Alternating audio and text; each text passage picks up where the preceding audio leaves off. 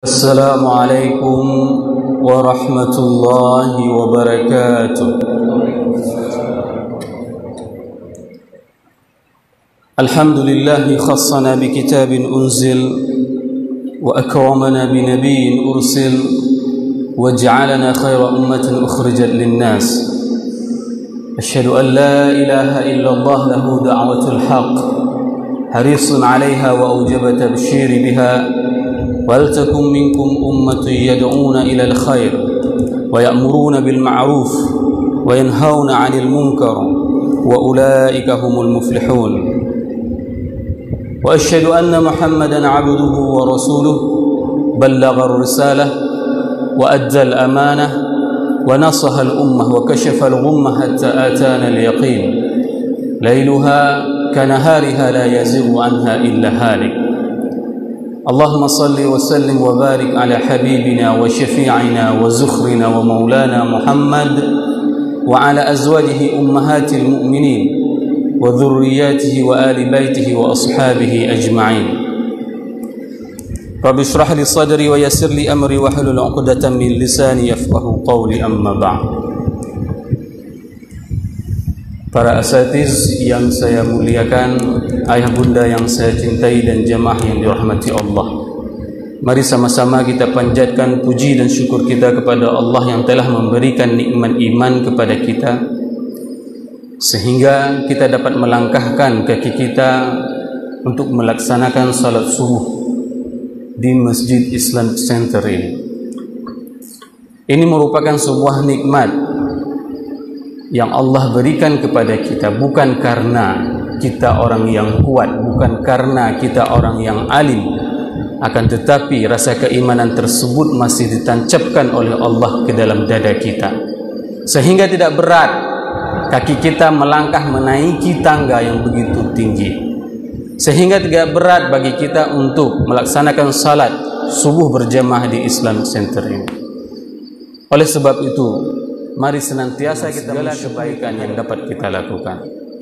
Selawat dan salam mari sama-sama kita panjatkan kepada junjungan kita Nabi besar Muhammad sallallahu alaihi wasallam yang telah mengajarkan umat manusia bagaimana indahnya melaksanakan dan hidup dalam keadaan Islam. Tidak ada satu aktivitas pun yang ditinggalkan oleh baginda Rasulullah sallallahu alaihi wasallam petunjuknya kepada kita. Bahkan saya sering mengingatkan kepada jamaah semuanya, tidak ada agama lain yang mengajarkan kepada umatnya untuk menutupi makanan kecuali agama Islam. Rasul mengingatkan kita apabila kita ingin tidur malam, maka hendaklah kita menutupi semua makanan bejana kita itu.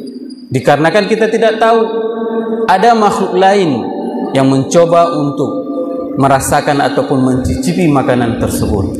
Oleh sebab itu, indahnya hidup dalam keadaan Islam merupakan sebuah nikmat besar bagi kita. Tidak dengan orang-orang yang hidup di luar Islam. Mereka tidak tahu bagaimana yang dinamakan dengan ketentraman. Mereka tidak tahu bagaimana yang dinamakan dengan kedamaian. Karena dalam kehidupan mereka, hidup mereka itu selalu dipenuhi dengan rasa cemas, rasa was-was, rasa yang membuat mereka itu tidak pernah bahagia hidup di dunia ini. Walaupun kelihatannya mereka itu adalah orang-orang yang sukses, akan tetapi pada kenyataannya mereka itu adalah orang-orang yang kering ruhaninya dan kering kebahagiaannya, baik di dunia maupun di akhirat. Oleh sebab itu, jemaah yang dirahmati Allah, selagi Allah masih memberikan kepada kita umur panjang, maka kita memperbanyak selawat kepada baginda Rasulullah sallallahu alaihi wasallam, dikarenakan dalam sebuah selawat yang diajarkan, Allahumma salli ala sayyidina Muhammadin nabiyil ummi al-habibil mahbub al-aliyil qadr al-azimil jah. Ini merupakan sebuah puji-pujian kita kepada baginda Rasulullah sallallahu alaihi wasallam, di mana baginda Rasulullah sallallahu alaihi wasallam merupakan makhluk yang dicintai oleh Allah, dan kita juga mencintai beliau agar beliau juga mencintai kita. Semoga kita dengan memperbanyak selawat Rasulullah mencintai kita. Dikarenakan setiap selawat yang kita sampaikan tersebut maka akan dibalas kebaikannya oleh Allah dengan 10 kebaikan. Bayangkan selawat dalam 1 menit 100 kali, maka berapa ratus kali kebaikan yang akan kita perolehi. Ini merupakan sebuah janji pasti, bukan PHP, bukan pemberian harapan palsu, akan tetapi ini adalah sebuah janji pasti dan tinggal bagaimana kita mau merealisasikan dalam kehidupan kita sehari-hari, sehingga nanti kelak di akhir zaman kita akan mendapatkan pada saat nanti dibangkitkan di yaumil mahsyar, semua kita menginginkan bahwasanya derajat kedudukan Nabi Muhammad itu adalah derajat yang tinggi. Maka kita sangat mengharapkan beliau akan memberikan air dari telaganya, dari telapak tangan yang suci tersebut kepada kita. Semoga jamaah yang berhadir pada salat subuh yang berbahagia ini di antara umat Nabi Muhammad yang disuguhkan air dari telaga Kautsar. Allahumma amin. Hadirin jamaah salat subuh yang dirahmati Allah. Hari ini kondisi umat Islam sangatlah terpuruk. Bahkan kita tidak tahu apakah ciri-ciri umat Islam itu masih ada di dalam karakter mereka. Hal ini sering kita melihat bagaimana perilaku umat Islam tersebut. Di saat mereka, kalau seandainya kita melihat dengan kasat mata mereka, maka itu bukanlah di antara ciri-ciri umat Nabi Muhammad SAW. Padahal Al-Quran dengan sangat jelas menyebutkan, menjelaskan dengan rinci bagaimana ciri-ciri umat Muslim tersebut, umat Nabi Muhammad tersebut.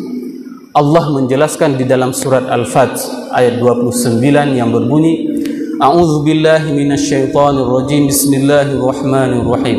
Muhammadur Rasulullah walladzi ma'ahu asyidda'u 'alal kuffari ruhama'u bainahum. Tarahum ruk'an sujjadan yabtaghuna fadlan minallahi wa ridwana. Simahum fi wujuhihim min atharis sujud. Dzalika mathaluhum fit Taurah. ومثلهم في الإنجيل كزرع أخرج شطأه فأزاره فاستغلظ فاستوى على سوقه يعجب الزراع ليغيظ بهم الكفار وعد الله الذين آمنوا وعملوا الصالحات أن لهم مغفرة وأجرا عظيما صدق الله العظيم. Al-Quran mendeskripsikan secara detail bagaimana karakteristik umat Nabi Muhammad SAW. Pertama sekali, konsep yang diberikan dengan jelas di dalam Al-Quran dalam surat Al-Fath itu adalah konsep ma'iyah. Muhammadur Rasulullah walladzina ma'ahu asyidda'u 'alal kuffari ruhama'u bainahum. Konsep ma'iyah ini adalah konsep kebersamaan yang ditunjukkan oleh para sahabat semuanya kepada Rasulullah SAW. Di saat mereka sudah mengatakan keimanan mereka kepada baginda Rasulullah SAW, maka tidak ada tawar-menawar. Keimanan mereka itu adalah keimanan, ketaatan tanpa syarat dan kepatuhan tanpa batas. Ini merupakan salah satu bentuk keimanan yang ditunjukkan oleh para sahabat. Lihatlah bagaimana Abu Bakar, bagaimana Ali, bagaimana sahabat-sahabat yang lain mendedikasikan dirinya kepada Rasulullah dan untuk agama ini. Ali bersedia untuk menjadikan tumbal akan dibunuh oleh orang-orang kafir Quraisy. Karena apa? Karena beliau menggantikan posisi tidurnya Rasulullah SAW. Kalau seandainya orang-orang kafir pada saat itu tidak melihat langsung menebas, maka Ali pada saat itu sudah meninggal dunia. Begitu juga dengan Abu Bakar. Abu Bakar adalah sahabat yang menemani perjalanan Rasulullah SAW pada saat Rasul hijrah ke Madinah. Ini adalah sebuah perjalanan yang berat, sehingga pada saat Rasulullah SAW beserta Abu Bakar bersembunyi di gua, dan mereka dengan jelas melihat di atas kepala mereka itu orang-orang kafir sedang berlalu lalang mencari mereka. Dan pada saat itu rasa takut sangatlah wajar yang dimiliki oleh seorang manusia apabila dikejar dan nyawa sebagai taruhan. Namun apa yang disampaikan oleh Rasulullah kepada Abu Bakar, la tahzan innallaha ma'ana. Janganlah engkau bersedih. Dikarenakan apa? Dikarenakan pada saat kita konsisten terhadap apa yang diperintahkan oleh Allah dan Rasul, maka kita akan selalu dilindungi oleh Allah dan Rasul. Lihatlah bagaimana Allah mewahyukan memberikan ilham kepada Ummi Musa. Adakah kita pernah melihat seorang ibu yang tega untuk menghanyutkan anaknya ke dalam sungai? Tidak. Akan tetapi karena ibunya Musa mempercayai apapun yang disampaikan oleh Allah itu adalah benar, maka pada saat mendengarkan ilham tersebut, maka ibu Nabi Musa rela menghanyutkan anaknya. Dan apa yang terjadi? Pada saat pertama dia sangat was-was dan sangat cemas terhadap apa yang dia lakukan. Namun Allah menjaga Musa sehingga Musa menjadi seorang pembesar, sehingga Musa menjadi seorang nabi. Ini adalah konsep ma'iyah, konsep kebersamaan. Konsep kebersamaan tersebut juga ditunjukkan oleh para sahabat yang lain. Sebagaimana yang ditunjukkan oleh Sa'ad bin Mu'az. Sa'ad bin Mu'az saat menentukan kebijakan orang-orang Ansar untuk mengikuti perang Badar. Pada saat Rasul menanyakan kepada orang-orang Muhajirin, dan mereka sudah ada yang memegang rayah peperangan, bendera peperangan orang Muhajirin itu sudah ada yang memegang, dan komitmen orang-orang Muhajirin itu sangat jelas kepada Nabi Muhammad SAW. Pada saat itu Rasul menanyakan bagaimana komitmen orang-orang Ansar, wahai Mu'az. Lalu Mu'az menyampaikan kepada Rasulullah SAW dengan ungkapan yang dicatat dalam buku sejarah. Ungkapan tersebut adalah, "Fawalladzi ba'atsaka bil haqq."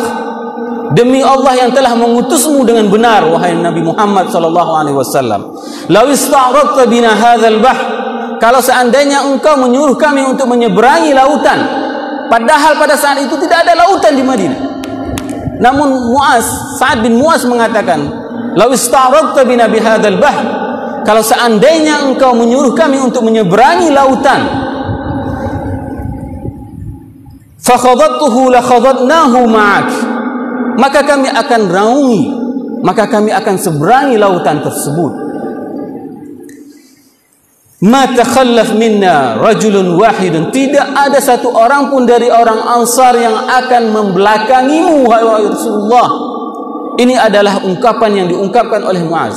Sa'ad bin Mu'az menunjukkan bagaimana konsep kebersamaannya bersama Rasulullah SAW dan memastikan tidak ada satupun dari orang Ansar yang akan membelakangi dan akan meninggalkan medan perang pada saat perang Badar. Perang ini merupakan perang yang mendapatkan catatan dari Allah, dari para nabi, bahwasanya pada saat itu Jibril menanyakan kepada Nabi Muhammad bahwasanya, "Tahukah engkau Muhammad bahwasanya siapa saja yang ikut dalam perang Badar tersebut?" Maka Rasul mengatakan orang-orang yang ikut di dalam Badar itu adalah orang-orang yang terbaik.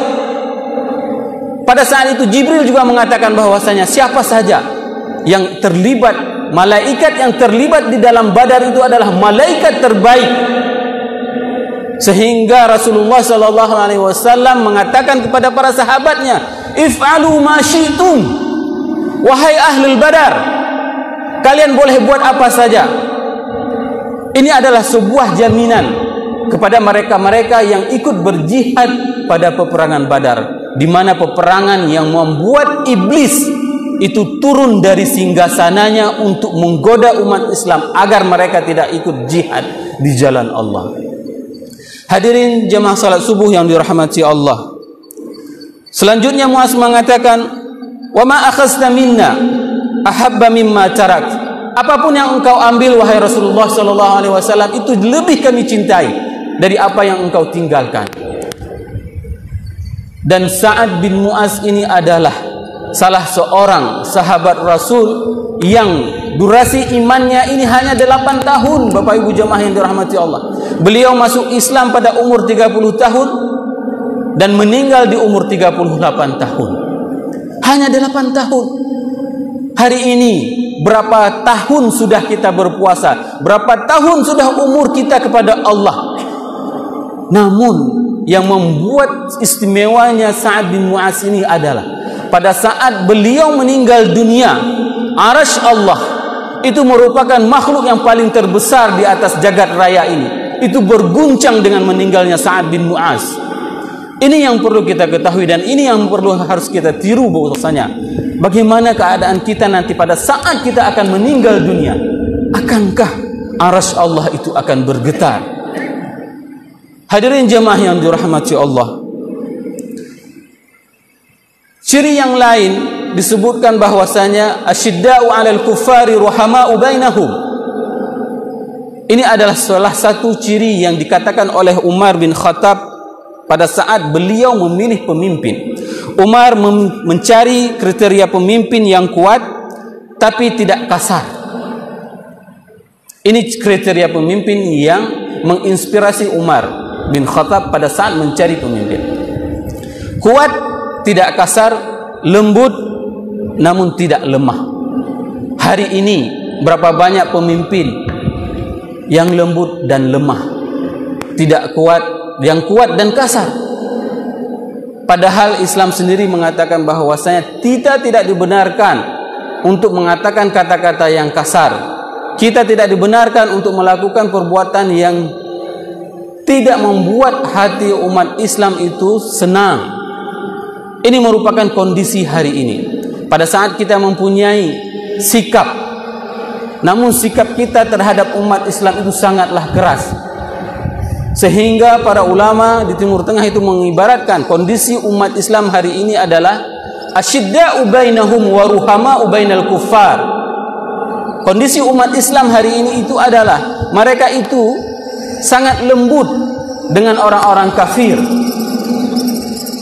dan mereka itu sangat keras sesama mereka. Sehingga apa yang terjadi? Sesama umat Islam, sesama menghadap satu kiblat, mengucapkan syahadah, mereka saling mengkafirkan, mereka saling membid'ahkan, mereka saling mengklaim sebagai ahli surga, seakan-akan mereka sudah mempunyai kunci surga di tangan mereka dan orang lain harus rental surga kepada mereka. Ini adalah kondisi umat Islam hari ini. Mereka saling bermusuhan sesama mereka, akan tetapi dengan umat kafir mereka itu sangatlah baik. Lihatlah hari ini kondisi yang sangat menyedihkan.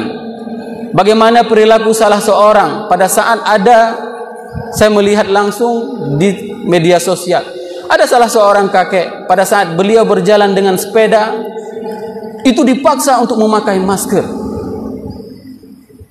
Bagaimana sikap empati kita terhadap orang tua yang mencari rezeki? Mungkin dia subuh seperti ini sudah keluar dari kampung halamannya untuk mengantar sayur ke pasar impres. Pada saat itu dijegat oleh petugas untuk diberikan masker. Dipaksa. Bagaimana sikap kita sesama muslim? Seharusnya kita mempunyai etika bagaimana kita bersikap dengan orang tua. Seharusnya kita mempunyai etika bagaimana kita berperilaku dengan orang yang lebih tua daripada kita. Hari ini lihatlah bagaimana kondisi umat Islam, khususnya di Indonesia. Yang lebih jawai lagi, ada orang yang mengucapkan selamat kepada agama yang memang sudah difatwakan oleh Al-Azhar. Al-Azhar sudah mengeluarkan fatwa tentang agama Bahai tahun 2008 bahwasanya itu adalah ajaran agama sesat, dan jelas fatwa Azhar. Hari ini ada orang yang mengucapkan selamat kepada agama tersebut. Ini adalah bentuk bagaimana yang dinamakan dengan toleransi salah kaprah. Hadirin jemaah yang dirahmati Allah, mari sama-sama kita melihat bagaimana ciri umat Islam di dalam Taurat. Tarahum ruk'an sujjadan yabtaghuna fadlan minallahi wa ridwana. Simahum fi wujuhihim min atharis sujud. Dzalika mathaluhum fit Taurah. Ini adalah beberapa ungkapan di mana Allah mengungkapkan tanda-tanda umat Islam yang disebutkan di dalam kitab Taurat itu adalah tanda-tanda sebagai umat yang taat beribadah. Dikarenakan apa? Dikarenakan orang-orang Yahudi itu adalah orang-orang yang paling bandel terhadap ketaatan mereka dalam beribadah kepada Allah dan kepada Rasulnya.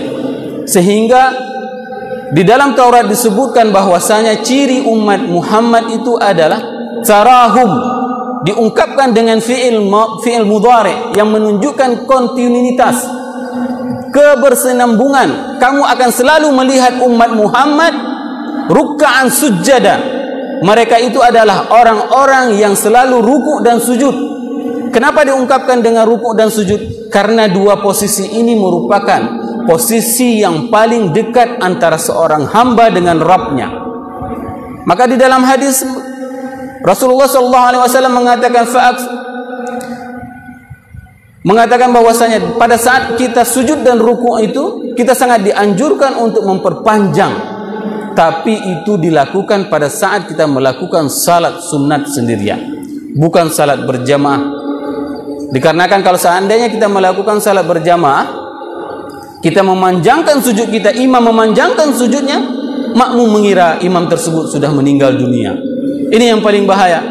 Terjadi fitnah di antara umat Islam pada saat sesuatu yang sunat itu dilakukan untuk jamaah secara umumnya.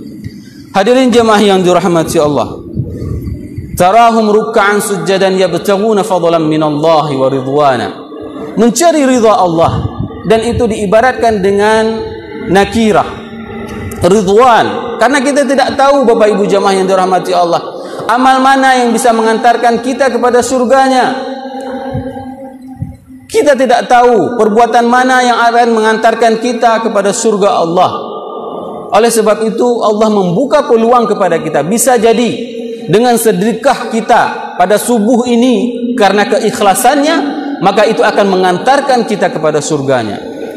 Oleh sebab itu Rasulullah SAW pernah menasihatkan dengan sebuah hadis, ittaqun nara walau bisyikki tamrah, bertakwalah kalian kepada Allah walaupun dengan sebutir kurma.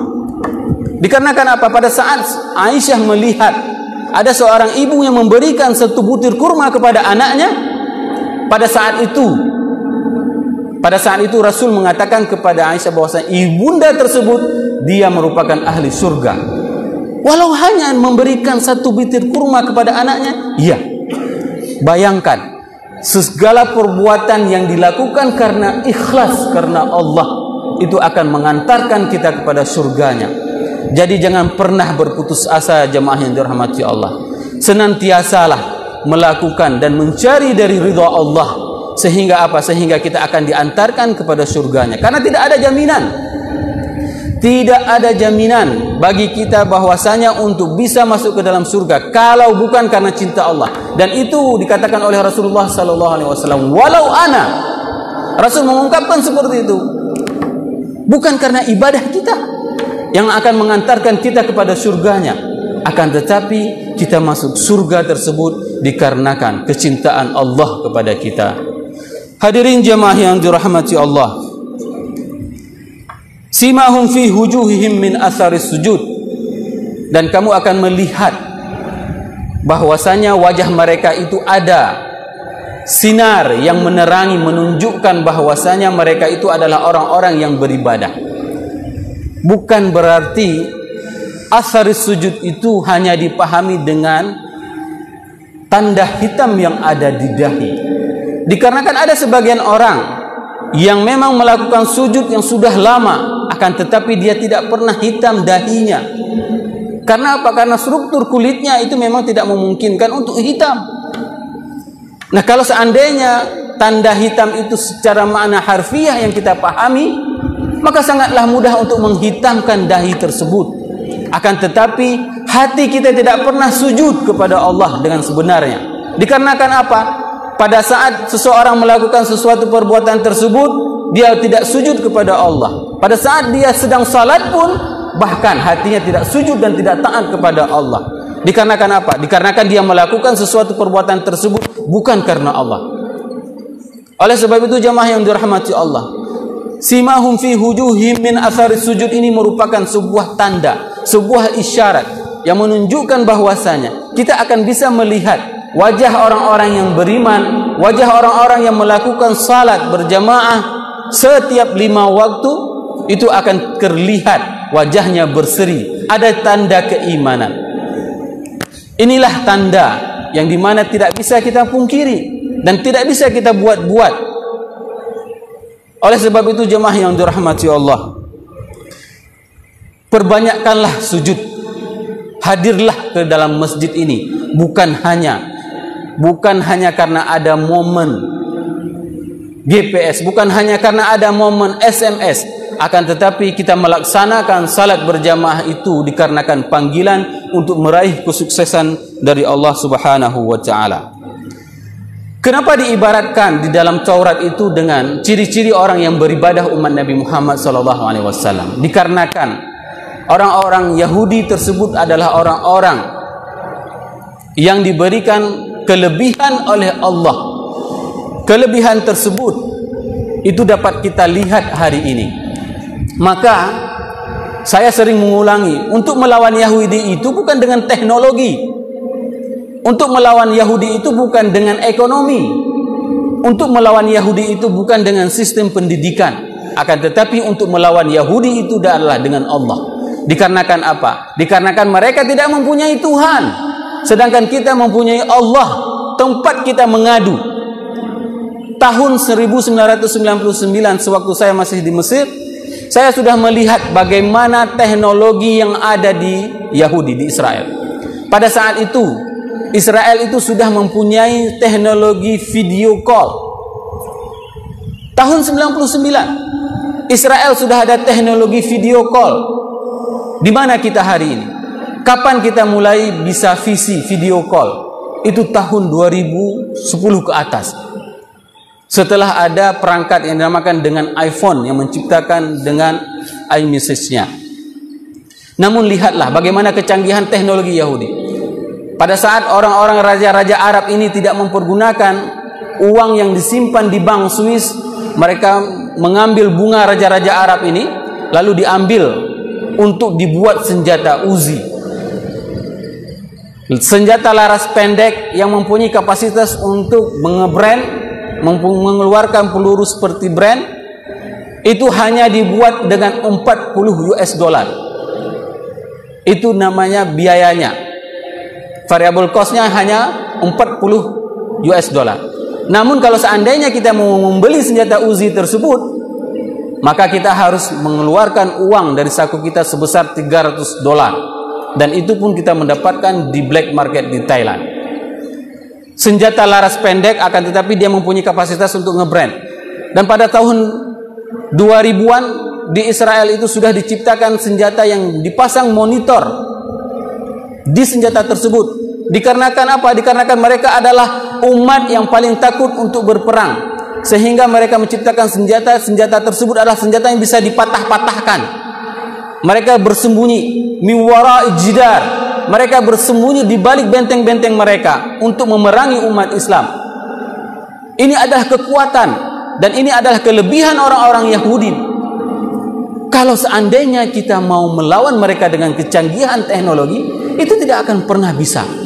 Namun kita bisa mengalahkan mereka, sebagaimana Rasul dan para sahabat mengalahkan mereka dan mengusir mereka. Itu dikarenakan dari bantuan Allah.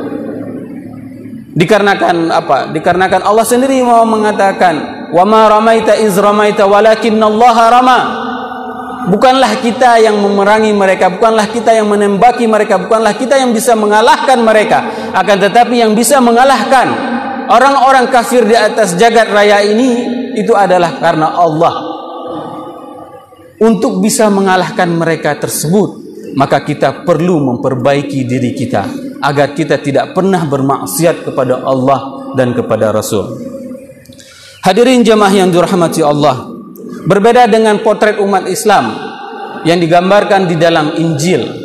Umat Islam itu diibaratkan dengan sebuah bentuk tanaman, di mana ini merupakan salah satu bentuk ilmiah, bentuk saintis, bentuk yang secara sistematis. Dikarenakan apa? Dikarenakan umat yang menggunakan kitab Injil itu adalah umat yang rahbaniyin.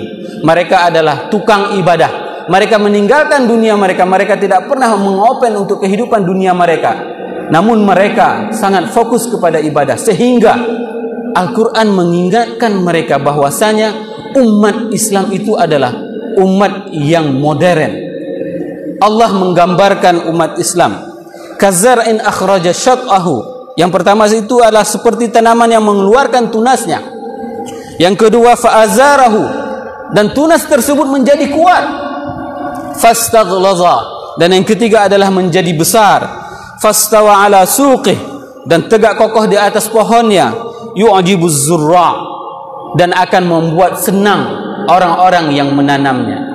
Hari ini berapa senang ibu-ibu pada saat melihat bunganya tumbuh dan mempunyai kehidupan yang sehat.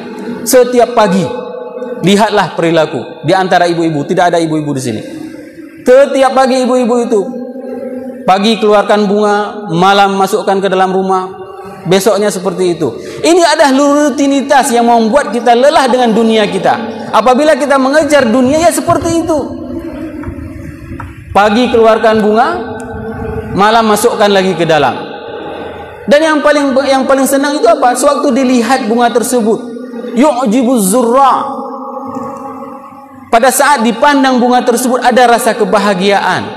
Ini adalah sebuah proses yang diajarkan kepada kita. Kita tidak akan pernah melihat anak-anak kita yang duduk di belakang ini kalau seandainya mereka tidak memasuki proses pendidikan seperti ini. Berapa banyak hari ini orang tua yang kecewa terhadap anaknya? Dikarenakan apa? Dikarenakan mereka tidak mengikuti fase sebagaimana fase yang disebutkan di dalam ayat ini.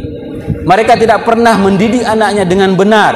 Sehingga apa? Sangat wajar seorang tua mengatakan, "Hana bereh sagaya nulung. Hana betul sagaya nulung." Kenapa? Karena prosesnya. Tapi kalau seandainya kita sudah mendidik mereka seperti proses seperti hari ini, lihatlah mereka, walaupun mereka kecil, mungkin tidak semua di antara mereka yang tahu apa yang kita sampaikan, akan tetapi suatu hari mereka akan teringat semuanya. Memori mereka itu akan memorize, akan terulang kembali. Dulu sewaktu saya di Dayah, saya pernah salat subuh berjamaah. Dan itu yang paling sering diungkapkan oleh teman-teman. Di saat mereka jauh, saya berjumpa dengan banyak orang Aceh di luar negeri. Pada saat dia berada di Amerika, dia itu dengan kehidupan yang sangat glamor, jauh dari Islam. Namun yang membuat dia itu tersentak kembali adalah memori dia pada saat dia berada di pesantren. Ada salat subuh berjamaah, sehingga apa? Diberikan dan diketuk pintu hidayah oleh Allah kembali kepada dia. Inilah fungsi kita, mendidik anak kita dengan proses pendidikan yang benar.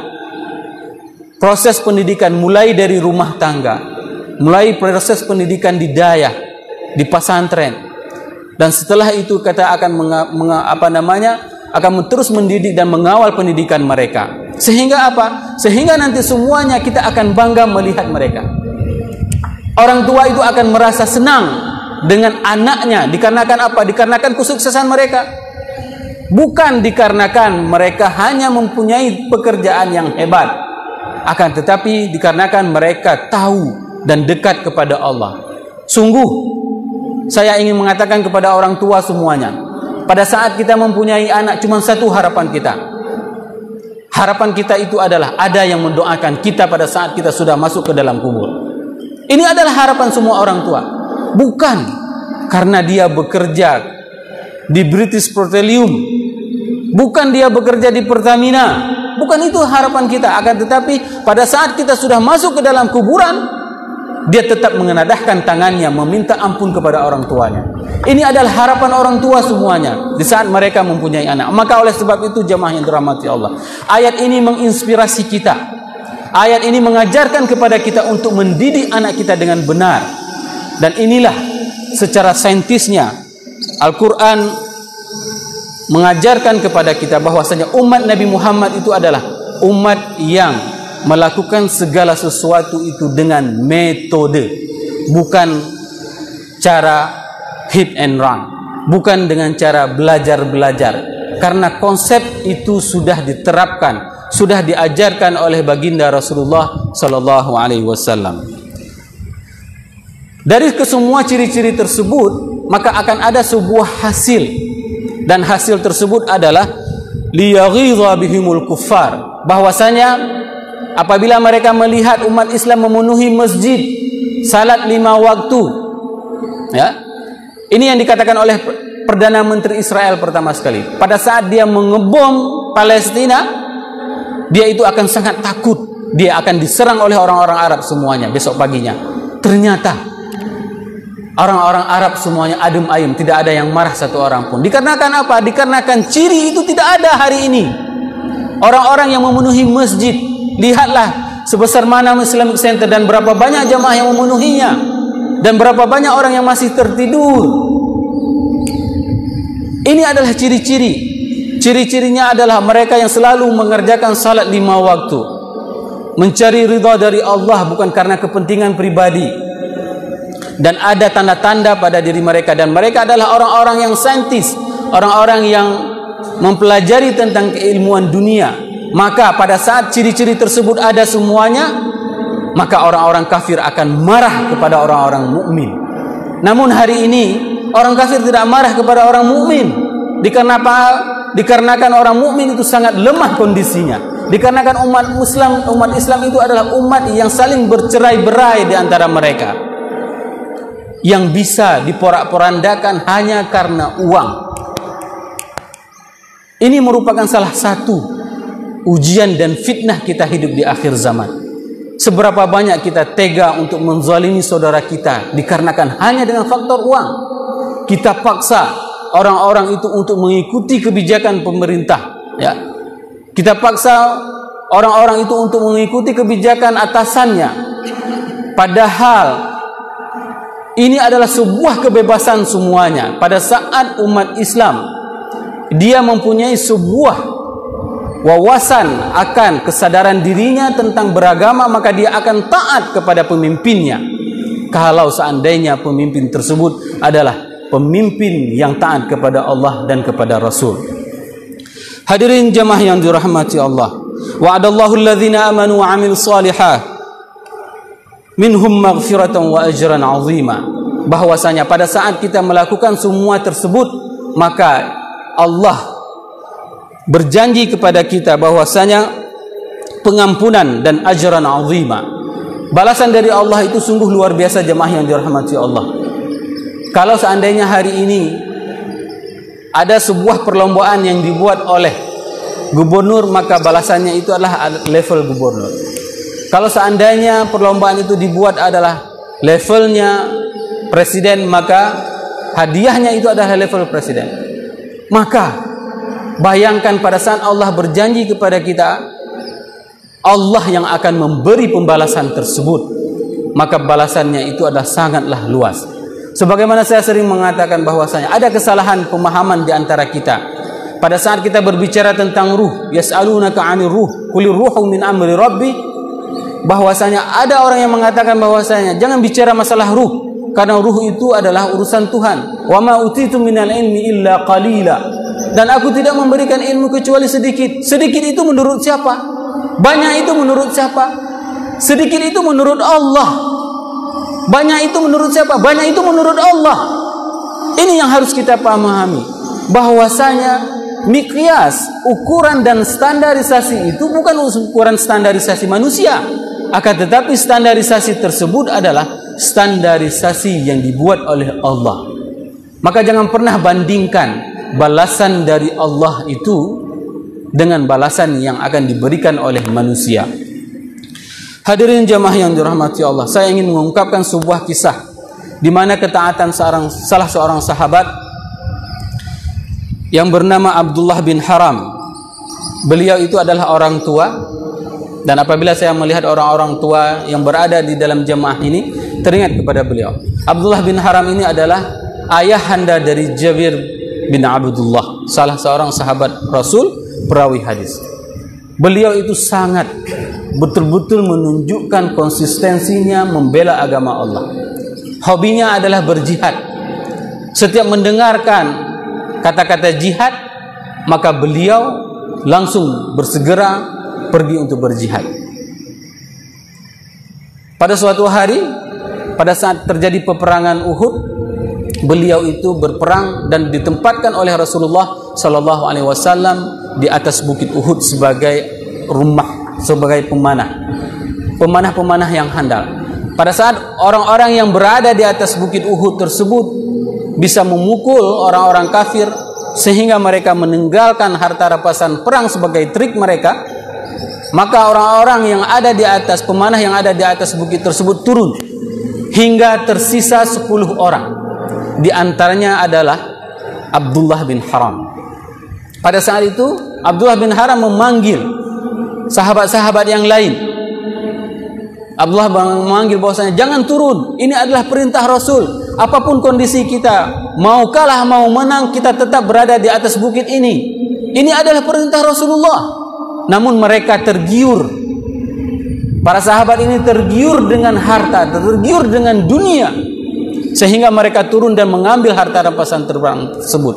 Pada saat itu kaum kafir itu yang dipimpin oleh Khalid bin Walid, bukanlah mereka lari dari peperangan, akan tetapi mereka berputar balik dari balik gunung, sehingga mereka naik dari belakang dan menyerang 10 orang yang berada di atas gunung Uhud tersebut. Dan apa yang terjadi? Abdullah bin Haram itu syahid di tempat itu. Dan yang paling menggenaskan itu adalah pada saat itu orang-orang kafir itu mempunyai sebuah kebiasaan, karena mereka dendam sekali terhadap orang Islam karena kekalahan di perang Badar. Apa yang dilakukan terhadap jasad ayah Jabir, Abu Jabir tersebut? Anggota tubuhnya dimutilasi semuanya. Kupingnya dipotong, matanya dicongkel, mulutnya dirobek. Sehingga apa yang terjadi? Pada saat jenazah tersebut disusun, dan Jabir pada saat itu melihat wajah ayahnya dan dia menangis, tidak sanggup. Sedih yang luar biasa. Bagaimana kondisi hari ini di saat kita melihat ayahanda kita? Ayahanda kita itu di depan mata kita itu dimutilasi, dicongkel matanya, dipotong kupingnya. Bahkan pada saat itu Hamzah dirobek dadanya. Pada saat itu Jabir menangis. Dan Rasul tidak melarang pada saat Jabir dan ammahnya Fatimah menangis melihat kondisi ayahnya. Ini disebutkan di dalam hadis sahih Muslim dan Bukhari. Rasul tidak melarang pada saat aku menangis melihat ayahandaku. Begitu juga dengan ammahnya Fatimah. Di dalam hadis Tirmizi nomor 3281 itu disebutkan pada saat kesedihan yang luar biasa dirasakan oleh Jabir melihat ayahandanya seperti itu, dia menangis. Pada saat itu dia dipanggil oleh Rasulullah SAW. Wahai Jabir, janganlah engkau menangis. Tahukah engkau apa yang dilakukan oleh Allah terhadap ayahmu? Tidak wahai Rasulullah. Ma kallama ahadun ba'da mautihi illa abuka kallamallahu kafahan. Itu yang dikatakan oleh Rasulullah SAW.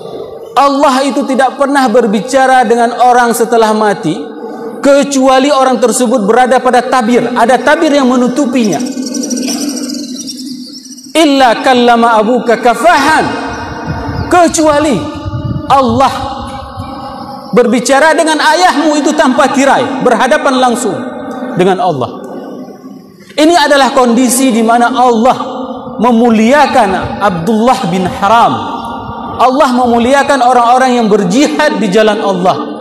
Pada saat itu Allah menanyakan langsung kepada Abdullah bin Haram, apa yang engkau inginkan? Pintalah kepadaku. Padahal pada saat itu Abdullah bin Haram sudah mendapatkan fasilitas surga di alam barzakh. Namun apa yang diminta oleh Abdullah bin Haram? Ya Allah, hidupkanlah aku kembali sekali lagi, biar aku bisa merasakan bagaimana indahnya mati dalam keadaan jihad. Ini adalah permintaan Abdullah bin Haram. Pada saat perbuatan yang kita lakukan itu karena Allah, berjihad untuk membela agama Allah, maka kita akan dimatikan seperti itu. Dan ini adalah kesempatan kepada kita jamaah yang dirahmati Allah. Hari ini kita tidak mempunyai jihad seperti Badar. Hari ini kita tidak mempunyai jihad seperti Uhud. Yang ada jihad bagi kita adalah seperti ini. Kita menghidupkan gerakan seperti ini karena Allah. Ini adalah jihad kita kepada Allah. Mengajak saudara-saudara kita yang masih lalai agar diberikan hidayah oleh Allah, agar mereka mau mengikuti kegiatan seperti ini. Inilah jihad kita kepada Allah. Karena tidak mungkin lagi kita melakukan jihad seperti itu kecuali memang ada peperangan secara syariat yang membenarkan peperangan antara umat Islam dengan orang-orang kafir. Ini merupakan di antara ceramah singkat yang dapat saya sampaikan. Semoga apa yang saya sampaikan ini bermanfaat kepada saya dan sebagai pengingat kepada saya dan kepada jamaah semuanya. Wallahu muwaffiq ila aqwamit thariq. Wassalamualaikum warahmatullahi